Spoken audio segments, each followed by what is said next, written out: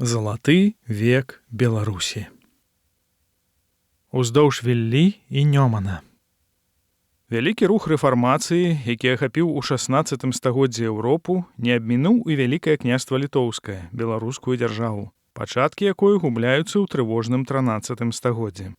У 1242 годзе тумены Батухана, ператварыўшы ў пустыню Уладзіміра-Суздальскую Русь, прайшлі вогненным катком праз Кіеўшчыну, Валынь, паўднёвую Польшчу і Венгрыю, пакідаючы пасля сябе папялішчы гарадоў і зарастаючыя маладым лесам палі. У гэтай сітуацыі беларускія княствы, якіх не закранула яшчэ татарская навала, пачалі аб'ядноўвацца. Цэнтрам новага дзяржаўнага ўтварэння стала Літва, Пушчанскі край у ваколіцах Наваградка, дзе ўжо даўно жылі разам, то ваюючы, то сваячычыся славяне і балты. Каля 1250 года Міндоўг, абраны наваградскім князем, пашырыў сваю ўладу аж да Менску. Здольны дыпламат і мудры ваявода, у 1253 годзе ён быў каранаваны ў Наваградку папскім легатам і такім чынам нейтралізаваў небяспечнага ворага на паўночным захадзе – Тэўтонскі ордэн. З'яўленне магутнай улады ў верхнім Панямонні занепакоіла суседзяў, і праз некалькі гадоў да межаў Беларусі пацягнуліся незлічоныя татарскія орды хана Бурундая.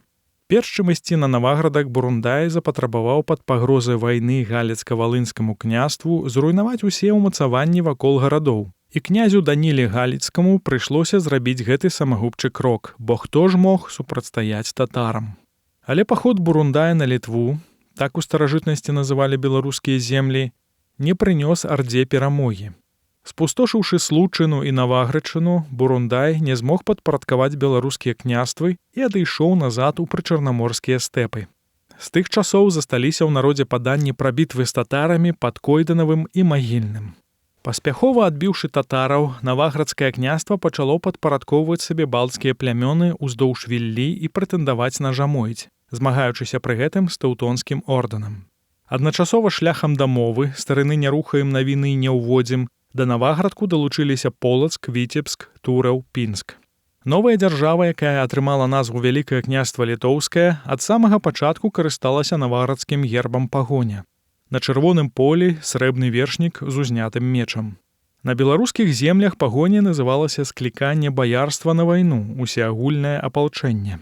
У першай палове 14 стагоддзя Вялікае княства Літоўскае аб'яднала практычна ўсю Беларусь і частку Жамойці, пастаянна адбіваючы напады крыжакоў з захаду і поўначы і татараў з усходу і поўдня. У 1323 годзе вялікі князь Гедымін перанёс сталіцу дзяржавы з Наваградку ў Вільню і пачаў будаваць мураваныя замкі ў паўночна-заходняй Беларусі, у Вільні, Наваградку, Лідзе, Мядзелі, каб супрацьстаць крыжацкім нападам. Ягоны сын Альгерд у 1362 годзе разбіў татараў у бітве каля ракі Сінія воды і вызваліў з-пад іхняй улады украінскія землі – Кіеўшчыну, Валынь і Падолле, паклаўшы пачатак заняпаду Залатой Арды. Вялікае княства Літоўскае стала адной з найвялікшых і адной з магутнейшых дзяржаваў у Еўропе. У гэты час беларускія землі канчаткова аб'ядналіся і замацавалі сваё цэнтральнае месца ў дзяржаве, у выніку чаго, паводле вобразнага выразу Францішка Багушевіча, Беларусь стала тут як зерне ў гарэху. Пачынаючы з гэтага часу і аж да другой палове 19 стагоддзя сучасная Беларусь называлася Літвою, а яе жыхары – ліцвінамі або людзьмі літоўскімі – Літвою. Справаводства пры двары вялікага князя вялося на дзвюх мовах. Уся дакументацыя, звязаная з захадам, выконвалася на лаціне, а дакументы, прызначаныя для ўласнай дзяржавы і ў адносінах з усходнімі суседзямі, пісаліся як на лаціне, так і на царкоўна-славянскай мове, якая ў вялікім княстве выконвала тыя самыя функцыі, што і лаціна ў заходняй Еўропе. Гэтыя мовы, па сутнасці, былі мёртвымі, але дазвалялі паразумявацца з усімі навакольнымі народамі. Ужо ў сярэдзіне 14 стагоддзя у граматах, пісаных у Вільні ці Полацку на царкоўна-славянскай мове, заўважаюцца ўплывы жывой беларускай мовы, а на пачатку другой паловы 15 стагоддзя старабеларуская мова стала дзяржаўнай мовай Вялікага княства Літоўскага. Смерць вялікага князя Альгерда выклікала крывавую міжусобную барацьбу ў княстве, у выніку чаго вялікім князем літоўскім стаў Альгердаў сын Ягайла. Стаўшы на чале дзяржавы, Альгердавіч апынуўся ў досыць складанай сітуацыі, бо на паўночным захадзе ўзмоцнілі свой наступ тэўтонскі і лівонскі ордэны, якія захапілі Жамойць. З поўдні прыходзілі трывожныя весткі з Арды, на ўсходзе пачыналіся першыя канфлікты з Вялікім княствам Маскоўскім, а на захадзе не сціхала спрэчка з польскім каралеўствам пра Валынь.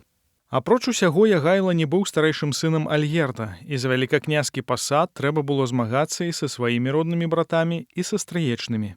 Таму вялікі князь літоўскі шукаў апірышча ў саюзе з суседнімі дзяржавамі, або з Масквой, або з Польшчай. Аднак, ледзь пачаўшы перамовы з Дзмітрам Данскім, Ягайла хутка адмовіўся ад гэтых крокаў, бо маскоўскі князь запатрабаваў ад Альгердавіча прызнаць сябе малодшым братам Масквы і ахрысціць у праваслаўе ўсю Літву. Саюз з Польшай выглядаў больш прывабным, бо дазваляў вялікаму князю літоўскаму стаць адначасова польскім каралём. У дадатак, гэта давала магчымасць сумеснымі намаганнямі спыніць крыжацкую агрэсію.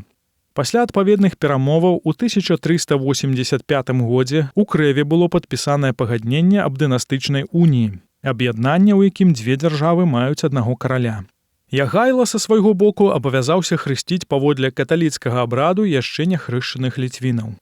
Але Крэўская унія не прынесла супакою княству, незадаволенаму падпісанымі ўмовамі. На чале апазіцыі стаяў стрыечны брат Ягайлы Вітаўт, якога падтрымлівала значная частка беларускіх баяраў. Каб канчаткова не згубіць улады над Вялікім княствам, Ягайла пайшоў на саступкі і прызнаў Вітаўта вялікім князем літоўскім. У 1410 годзе аб'яднаныя войскі Вялікага княства літоўскага і польскага каралеўства пад Грунвальдам разграмілі армію тэўтонскага ордэну. Краіна ўздыхнула з палёгкай. Скончылася перамогай амаль 200-гадовая вайна, заходняя мяжа на стагоддзе стала самай спакойнай. Праз 100 гадоў тэўтонскі ордэн прызнае сваю васальную залежнасць ад польскага каралеўства, а лівонскі ордэн стане галоўным эканамічным партнёрам княства. Ягоная сталіца Рыга гандлёвай брамай для Беларусі ў заходнюю Еўропу. Адносны супакой, які панаваў у Вялікім княстве ў сярэдзіне 15 стагоддзя, а таксама шчыльны кантакт з заходняй Еўропай, перамяніў ваяўнічых беларускіх баяраў у шляхту, якая ўсё больш займалася арганізацыяй сваіх гаспадарак і пачынала сур'ёзна задумвацца аб сваіх правах. Грамата вялікага князя Казіміра ад 1447 году аб праве свабоднага выезду за мяжу на вучобу ва ўніверсітэты і для лепшага шчасця набыцця дазволіла дзесяткам і сотням ураджэнцаў Беларусі атрымліваць вышэйшую адукацыю ў навучальных установах Кракава, Прагі, Вены, Падуі, Балёньі. Толькі на пераломе 15-16 стагоддзяў у Кракаўскім універсітэце вучылася 140 студэнтаў-ліцвінаў, сярод якіх быў і знакаміты Францішак Скарына з Полацку. Услед за іншымі еўрапейскімі краінамі шляхта Вялікага княства пачала абмяжоўваць уладу манарха. У 1492 годзе вялікі князь Александр выдаў прывілей, паводле якога гаспадар быў абавязаны весці дыпламатычныя зносіны з іншымі краінамі толькі па ўзгадненню з панамі раднымі. У справах унутраных нічога не адмяняць таго, што было вырашана разам з радаю, без згоды яе членаў не рабіць прызначэнне на дзяржаўныя пасады ці змяшчэнні з іх, распараджацца фінансамі толькі пад кантролем рады. Такім чынам, дзяржаўную кампетэнцыю гаспадарскай рады Вялікага княства літоўскага можна параўнаць з кампетэнцыяй сучаснага парламенту. Гэта была даволі прадстаўнічая структура, у якую ўваходзілі каталіцкія біскупы, ваяводы і кашталяны віленскі і троцкі, канцлер, гетман, скарбнік, маршалкі і іншыя прадстаўнікі дзяржаўнага апарату княства разам каля 50 чалавек. У канцы 15 стагоддзя аформіўся яшчэ адзін прадстаўнічы орган дзяржаўнай улады – Сойм, у склад якога ўваходзілі паны рада, прадстаўнікі велікакняскай адміністрацыі і шляхта з усёй краіны. Спачатку ўся шляхта запрашалася на Сойм, але пасля было ўведзена прадстаўніцтва, 2 дэпутаты ад павету, хоць ніякаму шляхціцу не адмаўлялася права на асабістую прысутнасць на Сойме. Вялікае княства літоўскае ніколі не было жорстка цэнтралізаванай дзяржавай. Асновай яго заўсёды была дамова паміж вялікім князем і канкрэтнай зямлёй. Так, у Полацку і Віцебску вялікі князь не меў права асабіста прызначаць ваяводу без згоды земскага сойму, сходу прадстаўнікоў шляхты ваяводства. Большасць беларускіх гарадоў карысталіся магдыбургскім правам. Гэта значыць правам на самакіраванне, якое вызваляла горад ад суду і ўлады велікакняжскіх ваяводаў. Беларусь уваходзіла ў 16 стагоддзе як еўрапейская дзяржава, якая жыла тымі самымі прынцыпамі, што і рэшта Еўропы. Але на ўсходзе паднімаліся чорныя хмары. Маскоўская дзяржава, падпарадкаваўшы сабе апошніх канкурэнтаў, Вялікі Новгарад і Цвер, усутой падышла да межаў Вялікага княства Літоўскага. Пасваячыўшыся пра шлюб з палеолагамі дынастыі Бізантыйскай імперыі, якая перастала існаваць пад ударамі туркаў, маскоўскі князь Іван III пераняў герб Бізантыі, дзвюхгаловы арол і яе палітычную дактрыну, абвесціўшы Маскву трэцім Рымам, а сябе гасударом усяе Русі. Іван III так фармулюе сваю пазіцыю. «Оно не то одно наша отчина, кои городы и волости ныне за нами, и вся русская земля, Киев и Смоленск и иные городы, з Божою волею і старины от наших прародителей наша отчизна». І гэта не былі толькі словы. Ад 1492 году усходняя мяжа становіцца самай неспакойнай мяжой княства. Адна за другою 5 войнаў з Масквою спусташалі ўсходнюю Беларусь. Вялікае княства страціла Вязьму, Смаленск, Чарнігаў, Бранск. Аднак 8 верасня 1514 году пад Воршаю 30-тысячнае беларускае войска, ведзенае гетманам Канстанцінам Астроскім, знішчыла 80-тысячную маскоўскую армію і на нейкі час спыніла агрэсію. Як і ва ўсёй Еўропе, на Беларусі на пачатку 16 стагоддзя царква і рэлігія з'яўляліся адным з неабходных элементаў жыцця грамадства. Будынак праваслаўнай царквы або каталіцкага касцёла быў месцам, дзе людзей хрысцілі, хавалі, дзе яны збіраліся ў нядзелі і святы. Царкоўныя званы рэгулявалі жыццё навакольных паселішчаў, папярэджвалі аб небяспецы. Аднак, хаця хрысціянства не было навіною ў краіне, большая частка сялянаў, а таксама месцічаў і шляхты характарызавалася хутчэй рэлігійнай абыякавасцю, чым гарачай пабожнасцю, молячыся і ў царкве і старым паганскім багам. Праваслаўная царква ўвайшла ў новае стагоддзе, яўна не могучы даць адказ на выклік часу. Духоўны ўзровень святароў хутчэй адпіхваў людзей ад веры, чым прыцягваў да яе. У нас яшчэ чытаюць старасвецкія саборнікі, чытаюць пралогі, але іх ужо не разумеюць ані той, хто чытае, ані той, хто слухае, прызнаваўся адзін з рэлігійных дзеячоў таго часу. Дакументы ў адзін голас сведчаць пра недастойнае жыццё духавенства. А щели, кто вопрошает их о книгах, то отвещают глаголющие. У Бозі єсмы, не имамы чим книг стяжати.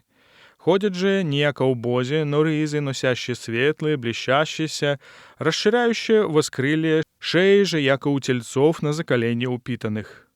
Князь Канстанцін Астроскі, сын знакамітага ваяводы, з абурэннем пісаў да тураўскіх святароў.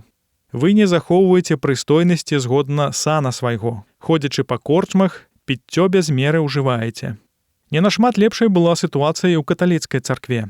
Шляхта паўсюдна наракала на немаральныя паводзіны святароў і іх неадукаванасць. Гучным стаўся выпадак, калі адзін з біскупаў заблытаўся і не змог назваць падставовыя праўды веры. Жыгімонт Аўгуст, малады вялікі князь літоўскі, пісаў у 1547 годзе да кракаўскага біскупа. Яшчэ вельмі свежыя ў гэтым нашым вялікім княстве павевы хрысціянскай веры. Бо тут, па-за Вільняй, цёмны неадукаваны народ аддае чэсць боскую, не кажучы ўжо пра іншыя забабоны, гаям, дубам, ліпам, ручаям, валунам, вужам і прыносіць ім ахвяры, як супольныя, так і прыватныя. Сапраўды, павевы хрысціянства нават на пачатку 16 стагоддзя былі вельмі слабымі ў нашай краіне.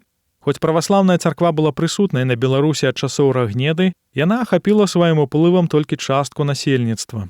Адначасова з ёю ў гарадах дзейнічалі каталіцкія асяродкі. Але яшчэ ў канцы 14 стагоддзя Вялікае княства заставалася адзінай нехрысціянскай дзяржавай у Еўропе. У 1413 годзе Беларусь наведаў Геранім Праскі, сябра і паплечнік Яна Гуса. На працягу некалькіх месяцаў ён збіраў вялікія грамады слухачоў у Вільні, Полацку, Віцебску, іншых гарадах, прапаведаючы ім слова Божае, заклікаючы жыць па веры. Неўзабаве з Чэхіі ў Вільню прыбыла дэлегацыя, запрашаючы вялікага князя літоўскага стаць чэшскім каралём і падтрымаць гусітаў у іх барацьбе за рэформу царквы. Вітаўт прыхільна прыняў пасланцоў і абяцаў дапамогу. У 1422 годзе 5-тысячнае беларускае войска на чале з Жыгімонтам Карыбутавічам увайшло ў Чэхію, здабыло замак Нейстаў і абвясціла ўладу Вітаўта ў чэшскім каралеўстве. На працягу 7 гадоў ліцвіны і чэхі разам змагаліся за права жыць паводле Евангелля, адбіваючы крыжовыя паходы нямецкіх імператараў. Калі ваяры Карыбутавіча вярнуліся на Беларусь, многія з іх пачалі распаўсюджваць ідэі Яна Гуса ў сябе на радзіме. Пазней да іх далучыліся тыя, хто атрымліваў адукацыю ў Празскім універсітэце. Такім чынам, паслядоўнікі Яна Гуса прапаведавалі на Беларусі, пачынаючы з часоў Гераніма Празскага. Недзе каля 1490 году папа рымскі Сыкст IV усталяваў інквізіцыю ў Вялікім княстве літоўскім, надаючы ёй права далучэння да каталіцкай царквы геретыкоў і схізматыкаў. Пад схізматыкамі тут разумеліся праваслаўныя, а пад геретыкамі гусіты, бо іншага руху геретычнага ў вачах рымскай царквы ў Беларусі ў той час не існавала. На самым пачатку рэфармацыі ў Беларусі мы бачым вызнанне чэшскіх братоў, якое перш аддзялілася ад іншых рэфарматараў, але хутка злучылася з вызнаўцамі кальвінізму. Аднак сапраўдным пачаткам рэфармацыі для Беларусі стала выданне доктарам Францішкам Скарынаю з Полацку перакладу Бібліі на тагачасную беларускую літаратурную мову. У той самы год, калі ў Віттэнбергу Мартин Лютер абвясціў 95 тэзісаў супраць індульгенцыяў, у Празе доктар лекарскіх навук пачаў друкаваць асобныя кнігі старога запавету.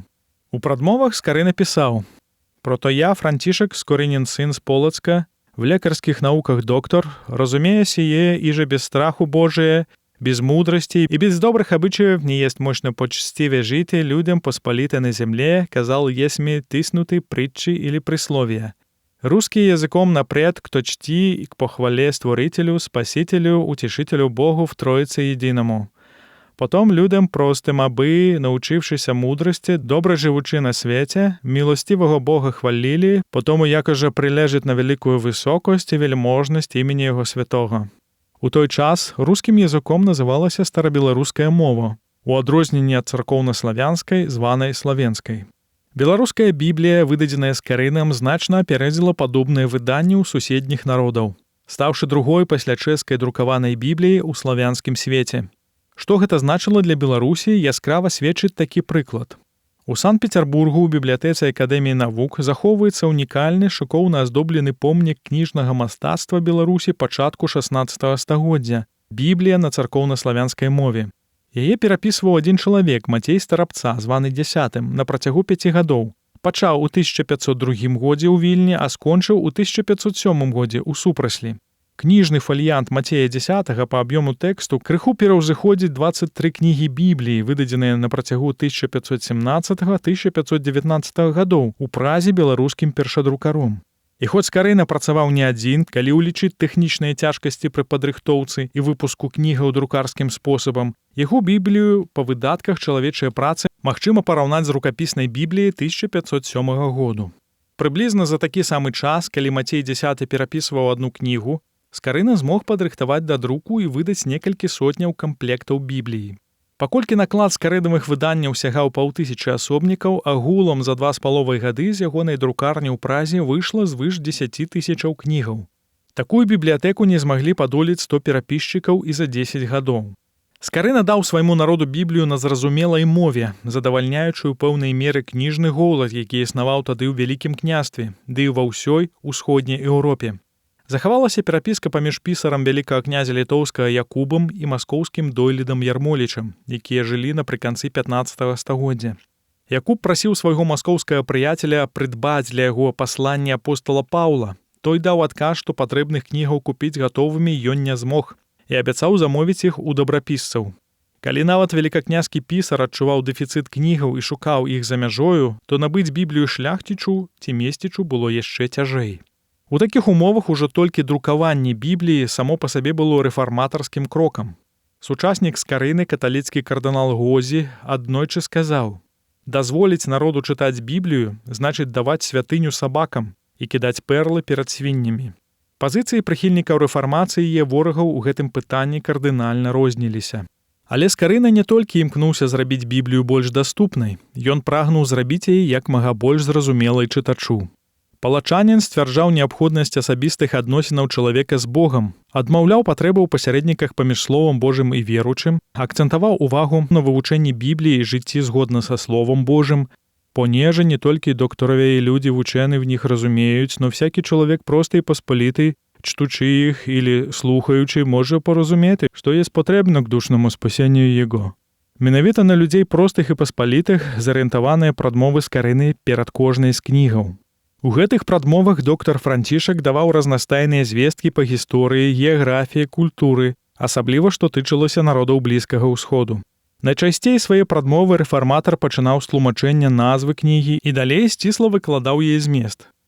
Сія книга Эсфер называется еврейским языком Мгиля, то есть листы или грамоты, пишет в ней наиболее о том, ако Аман побрал листы от царя Асфера на побитие всех иудеев. И те же, яко царица Эсфер, выбавила их от побиття и выпросила от царя листы противные. Апрача прадмову перад кожным разделам Бібліі быў надрукаваны так званы аргумент, кароткі змест раздзелу. Імкнучыся, як і іншыя дзеячы рэфармацыі навучыць чытачоў разумець Біблію, Скарына даваў на палях тлумачэнні незразумелых царкоўнаславянскіх ці грэцкіх словаў, а таксама параметры месца ў Бібліі, дзе гаворыцца пра нешта падобнае. Также, будь ведомо, положил есмі некоторые на страницах всей псалтыри главы з розных книг, а то для того, аби знакомито було іже всі святописьма, зважаючися з псалтирю одного на другое свідчить. А то, чтучи в тих книгах, іже суть глави на боцях описаны, знайдете. Также положил есмі на боцах некоторые слова для людей простых, не рушаючи самой псалтыри ни в чем же, яко суть анагры Геродеева жилище и хлябие, и иные слова, которые суть в псалтыре неразумные простым людям, найдут их на боцах русским языком, что которое слово знаменует. Теже разделил есмі все псалмы на стихи по тому, як уся в иных языцах делить. Нават памеры скарыновых выданняў сведчаць, што рэфарматар друкаваў Біблію для штодзённага чытання людзей паспалітых, а не для літургічных мэтаў. Калі на прастольныя евангеллі ў той час рабіліся ў аркуш, то кнігі Скарыны былі надрукаваныя ў 4. Гэта значыць у 4 разы меншыя, а то і ў 8, што рабіла іх зручнейшымі ў карыстанні. Нягледзячы на стрыманую, а часта адкрыта варожую пазіцыю праваслаўнага духавенства, Скарынавы пераклады шырока разышліся па ўсяму вялікаму княству, даючы магчымасць сотням і тысячам літвінаў зразумець Слова Божае. Скарына сваю дзейнасцю падрыхтаваў змены ў свядомасці і характары мыслення сваіх суайчыннікаў, заклаў асновы ўздыму рэфармацыі ў Беларусі ў сярэдзіне 16 стагоддзя. Праз 100 гадоў уніяцкі архімандрыт Сялява, звяртаючыся да праваслаўных, пісаў літаральна наступнае: перад Вуніяй Берастейскай 1596 года быў Скарына, еретык-гусіт, который для вас друкаваў празе кнігі па-руску. Дарэчы, гэта адзіная ўзгадка ў дакументах той эпохі, у якой гаворыцца пра веравызнанне Скарыны. На працягу доўгіх гадоў сярод навукоўцаў не сціхаюць спрэчкі пра тое, кім быў па веравызнанню Францішак Скарына з Полацку, католікам ці праваслаўным, хоць аргументацыя аднаго і другога боку базуецца толькі на ўскосных довадах. Сам Скарына нідзе ў сваіх творах не ўжываў словаў каталіцкі або праваслаўны, ён заўсёды гаварыў пра хрысціянства. А ўсе крыніцы 16 стагоддзя, якія нешта гавораць пра Скарыну, сведчаць аб вялікай рэфарматарскай дзейнасці беларускага першадрукара. Нездарма Сялява называе яго еретыком-гусітам. Калі ў місійным запале Скарына павёз свой пераклад Бібліі ў Маскву, усе кнігі па загаду маскоўскага цара былі спаленыя, бо праваслаўныя багасловы заявілі пра ўплыў ідэяў Лютера на скарынавы выданні. Праз некалькі дзесяткаў гадоў князь Андрэй Курбскі, які ўцёк ад Івана Жахлівага ў Вялікае княства, рэзка крытыкаваў у сваім лісце да Рыгора Хаткевіча, вялікага гетмана літоўскага, пераклад Скарыны, вінавацячы палачаніна ў злачыннай сувязі з рэфармацыяй, у скажэнні праваслаўнай веры і геретычным мысленні. Ён сцвярджаў, што Біблія Скарыны растленна, пярэчыць всім апостальскім і святым уставам і ва ўсім згодная з Бібліяй Марціна Лютера. У 1530 годзе вялікі князь літоўскі Жгемон Стары ў Вільні абвясціў першы дэкрэт супраць лютэранаў і анабаптыстаў, у якім забараняў пропаведзь антыкаталіцкіх поглядаў не толькі публічна, але і ў прыватных размовах, а таксама распаўсюджванне кнігаў падобнага зместу. Гэты дакумент не называе ніякіх прозвішчаў, але пасля абвяшчэння дэкрэту Францішак Скарына выехаў з Вільні ў Каралевец да Альбрэхта Гагенцоллерна, які ўжо аб'явіў лютэранства веравызнаннем сваёй дзяржавы. Праз некалькі месяцаў мы зноў бачым Скарыну ў Вільні, але з лістамі ад прускага герцага да віленскага ваяводы і віленскага магістрату, у якіх герцаг Альбрэхт просіць не чыніць крыўды доктару Францішку з Полацку. Усе гэтыя факты яскрава паказваюць, што адным з тых лютэранаў і анабаптыстаў, супраць якіх быў скіраваны велікакняскі дэкрэт, быў і беларускі першадрукар Францішак Скарына. Уся дзейнасць Скарыны – гэта перш за ўсё рэфарматарская дзейнасць, накіраваная на аднаўленне асабістых адносінаў чалавека з Богам. Усе прадмовы першадрукара прасякнуты ідэямі рэфармацыі, прагненнем вярнуць хрысціянаў да першакрыніцы – Бібліі. І таму абсалютна справядліва мы можам назваць Францішка Скарыну адным з першых дзеячоў рэфармацыі ў Вялікім княстве Літоўскім, распачынальнікам беларускай рэфармацыі. У сваім жаданні вярнуць хрысціянству евангельскае аблічча Скарына не быў самотны. Ужо ў 1525 годзе манах-францішканін Станіслаў Рапагелан у Вільні прапаведаваў вучэнне Марціна Лютера. У хуткім часе ён выехаў у Віттенберг, доўгі час быў вучнем самога Лютера і атрымаў ад яго ступень доктара тэалогіі, а пасля вярнуўся ў Беларусь далей прапаведаваць ідэі рэформы. Рэфармацыя пачала жыва цікавіць месцічаў і шляхту, многія з якіх пазнаёміліся з ёю падчас паездак за мяжу. Гэтаму не мог зашкодзіць ані ўжо ўзгаданы велікакняскі дэкрэт 1530 годзе, ані наступны падобны дакумент у 1538 годзе. У 1539 годзе пры падтрымцы троцкага ваяводы Гаштоўта магістр вызваленых навук Юры з Эйшышак спрабаваў заснаваць у Вільні лютэранскую школу, але гэта яму забараніла капітула Рада каталіцкіх святароў. Але ў тым жа 1539 годзе іншы выпускнік Віттенбергскага універсітэту Абрагам Кульва адкрыў школу, у якой вучыліся больш за 60 вучняў, перадусім дзеці магнатаў і шляхты. Апрача таго, ён прапаведаваў ідэі Лютера ў віленскім касцёле святой Ганны. Дзейнасць Кульвы настолькі пашырыла евангельскае вучэнне сярод жыхароў Вільні, што віленскі біскуп Павал Гальшанскі быў вымушаны звярнуцца да Жыгімонта Старога з просьбай пра дапамогу ў спыненні распаўсюджвання сектанства. У 1542 годзе ў новым дэкрэце кароль і вялікі князь загадаў Кульве вырачыся сваіх поглядаў, а таксама пагражаў кожнаму шляхцічу пазбаўленнем шляхецкай годнасці і канфіскацыяй маёмасцю ў выпадку, калі той будзе вызнаваць вучэнне Лютера, забараняў скіроўваць моладзь на вучобу ў Нямецчыну і запрашаць немцаў у якасці выхавацеляў і настаўнікаў. Аднак ніякія дэкрэты і рэпрэсіі не маглі спыніць духоўнае аднаўленне. І ўжо ў наступным годзе быў адменены закон, які забараняў вучобу ў нямецкіх універсітэтах.